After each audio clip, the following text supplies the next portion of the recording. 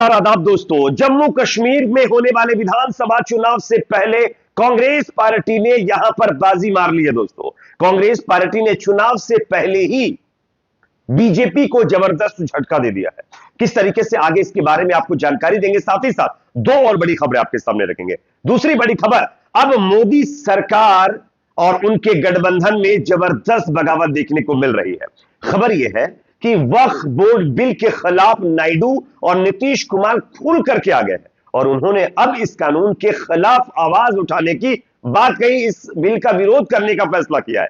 आगे इसकी भी जानकारी देंगे। तीसरी बड़ी खबर, देश के अंदर यानी हमारे देश में मुसलमानों के साथ हो रहे अन्याय को लेकर के एक और ताजा अपडेट सामने आ रही है। किस तरीके से मुस्लिम समुदाय के लोगों को चुन चुनकर टारगेट किया जा रहा है, इसका एक और नया सबूत सामने आया है जो आगे हम आपको दिखाएंगे। उससे पहले एक छोटी सी रिक्वेस्ट आपसे करेंगे, अगर ये वीडियो आपको पसंद आए तो लास्ट में पूरा वीडियो देखने के बाद लाइक जरूर करिए। चैनल पर अगर आप नए हैं तो सब्सक्राइब करने के बाद बेल आइकन को प्रेस करना ना भूलें। बात करेंगे पहली खबर की। सबसे पहले स्क्रीन के ऊपर मैं आपको खबर दिखा रहा हूं, देख सकते हैं। नेशनल कॉन्फ्रेंस और कांग्रेस पार्टी जम्मू कश्मीर में 90 विधानसभा सीटों के लिए गठबंधन करने का फैसला किया है। यह कांग्रेस पार्टी के लिए बहुत बड़ी जीत है दोस्तों, क्योंकि नेशनल कॉन्फ्रेंस ने भी 2 दिन पहले ही एक बताया था कि वो कांग्रेस से बात नहीं करेगी और उसके तुरंत एक दिन बाद जब राहुल गांधी और मल्लिकार्जुन खड़गे ने जो है नेशनल कॉन्फ्रेंस के नेताओं से मुलाकात की, उसके दूसरे दिन ही यह खबर आ गई है कि अब जम्मू कश्मीर के अंदर कांग्रेस, नेशनल कॉन्फ्रेंस और सीपीएम के गठबंधन के साथ चुनाव मैदान में जा रही है। जम्मू कश्मीर जो है केंद्र शासित प्रदेश में पुनर्गठित होने के बाद 18 सितंबर को अपने पहले विधानसभा चुनाव के लिए जा रहा है।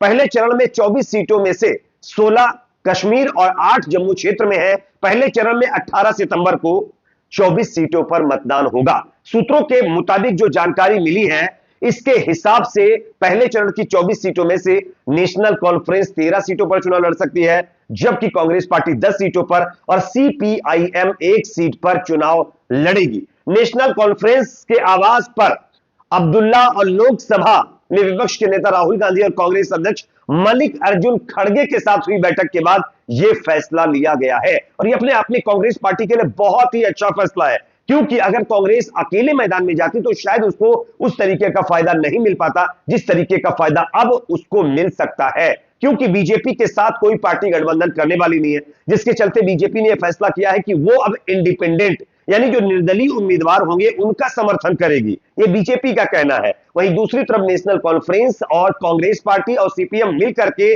जो जम्मू कश्मीर के चुनाव है वो लड़ने जा रहे हैं। साथ ही साथ यहां पर 12 गारंटियों के बारे में भी चर्चा की गई है।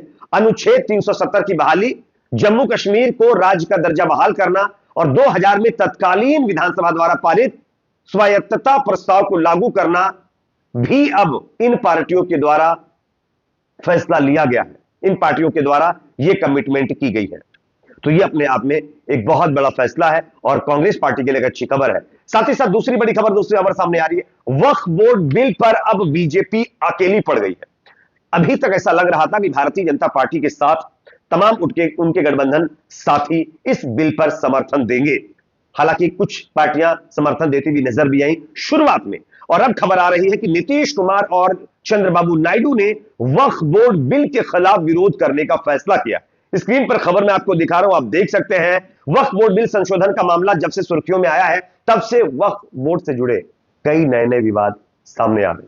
इसी बीच all India Muslim personal law board के अध्यक्ष मौलाना खालिद सैफुल्लाह रहमानी जो है 22 अगस्त को उन्होंने दावा किया है कि मुस्लिम संगठनों के साथ नीतीश कुमार और चंद्रबाबू नायडू की मुलाकात हुई है, बैठक हुई है, जिसमें चंद्रबाबू नायडू और नीतीश कुमार दोनों ने मिलकर यह फैसला किया है कि वो वक्फ बोर्ड बिल का विरोध करेंगे। यह अपने आप में भारतीय जनता पार्टी के लिए बहुत बड़ा झटका माना जा रहा है, क्योंकि अगर ये दोनों पार्टियां इस बिल को लेकर के बीजेपी का सपोर्ट नहीं करेंगी तो लोकसभा में भी यह बिल पास होना मुश्किल हो जाएगा और राज्यसभा के अंदर तो दूर दूर तक ये बिल टिक भी नहीं सकता, जिसके चलते बीजेपी की जो टेंशन्स हैं वो बढ़ गई हैं। मोदी जी काफी परेशान हो गए हैं। अमित शाह किसी भी तरीके से इन पार्टियों को अपने पाले में लाने के लिए लगे हुए हैं। लेकिन आप सब जानते होंगे नीतीश कुमार की जेडीयू और टीडीपी, ये एक दोनों ऐसी पार्टियां हैं जो सेकुलर विचारधारा की पार्टियां हैं, और जब सेकुलर विचारधारा की पार्टियां तो इनके अंदर कई ऐसे नेता भी हैं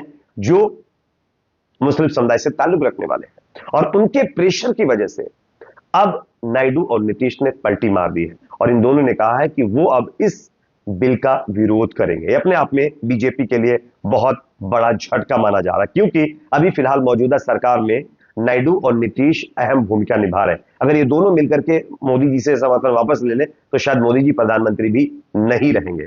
एक और बड़ी खबर दोस्तों आ रही है, हमारे देश के अंदर मुसलमानों के साथ जिस तरीके की नाइंसाफी की जा रही है उसके कई सबूत आप लोगों ने देखे होंगे, लेकिन इसी बीच एक और सबूत ने पूरे देश को हिला कर रख दिया है। स्क्रीन के ऊपर एक वीडियो क्लिप मैं आपको दिखा रहा हूं, आप ये पूरा वीडियो देखिए। स्क्रीन के ऊपर जो वीडियो क्लिप आप लोग देख रहे हैं ये दरअसल मध्य प्रदेश का वीडियो है, जहां पर एक कांग्रेस पार्टी के नेता की आलीशान बिल्डिंग जिसकी कीमत 10 करोड़ रुपए बताई जा रही है उसको इसलिए जमींदोज कर दिया गया कि कांग्रेस पार्टी के नेता ने एक दो दिन पहले, एक हफ्ता हो गया होगा शायद, एक हफ्ते पहले नबी की शान में गुस्ताखी करने वाले बाबा के खिलाफ थाने में गए थे एफआईआर दर्ज करवाने के लिए। बाबा के खिलाफ एफआईआर तो दर्ज नहीं की गई, उल्टा वहां पर पुलिस वालों के बीच और प्रदर्शनकारियों के बीच जो झड़प हुई थी उसका मास्टरमाइंड बताते हुए कांग्रेस पार्टी के नेता के घर को जमींदोज कर दिया गया है। अब सवाल यहां पर यह खड़ा होता है कि आप देखिए कई राज्यों में ऐसी मतलब जो है कई खबरें सामने आई हैं कि अगर आरोपी किसी मामले का क्यों ना हो, अगर मुस्लिम समुदाय से ताल्लुक रखता है तो उसके घर को, मकान को, दुकान को, उसकी प्रॉपर्टी को नुकसान पहुंचाया जाता है। लेकिन वहीं अगर दूसरे समुदाय का होता है तो उनको इस तरीके की पनिशमेंट नहीं दी जाती है। यह अपने आप में बहुत ही दुखद है। दरअसल मध्य प्रदेश के अंदर मोहन यादव सरकार सत्ता में है और बड़े बड़े दावे किए जाते हैं और योगी मॉडल यहां पर भी जो है एक तरीके से इंप्लीमेंट करने की कोशिश की जा रही है। चलिए मान लेते हैं बिल्डोजर की अगर आप कार्रवाई कर रहे हैं तो इक्वल होनी चाहिए। अब मैं आपको स्क्रीन पर जो दूसरी खबर दिखा रहा हूं, यह खबर आप देखिए, मध्य प्रदेश की ही खबर है। ट्रैक्टर का टायर बनवाने के लिए महेश पाटीदार ने मैकेनिक अमीन मंसूरी को बुलाया घर, मौका देख किया वार, मुस्लिम युवक की मौके पर ही मौत हो गई। परिजनों ने आरोपी के घर पर बिल्डोजर चलाने की मांग की है, लेकिन अफसोस इस घटना के आरोपी के घर पर अब तक बिल्डोजर नहीं चलाया गया है। हां, आप याद रखिए और यकीन मानिए, अगर इस घटना का आरोपी मुसलमान होता तो अब तक उसके घर को जमींदोज कर दिया गया होता। क्या यह नाइंसाफी नहीं है? एक तरफ कोई अपराध करता है तो उसके घर को नहीं जमींदोज किया जाता, दूसरी तरफ कोई छोटा भी अपराध कर देता है तो उसके घर पर बिल्डोजर चला दिया जाता है। दरअसल प्रॉब्लम यह है कि भाई कार्रवाई होनी चाहिए सबके ऊपर, उससे किसी को कोई दिक्कत नहीं है, लेकिन इक्वल होनी चाहिए।